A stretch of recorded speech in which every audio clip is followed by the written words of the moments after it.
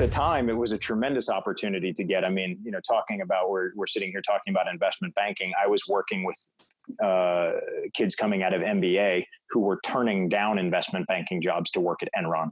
That's how popular that role was and that job was. So, what was the title exactly for Enron? What were you doing there? Oh, that's a good question.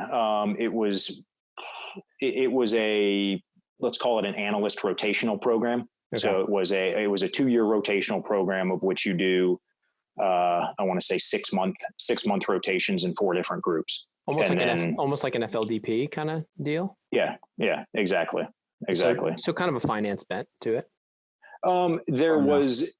There was an aspect to it.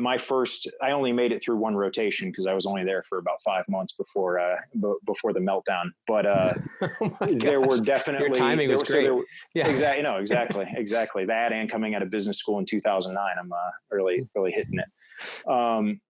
So there were definitely there were trading rotations. Absolutely. There were, finance department rotations for sure. My first rotation happened to be in the energy services group.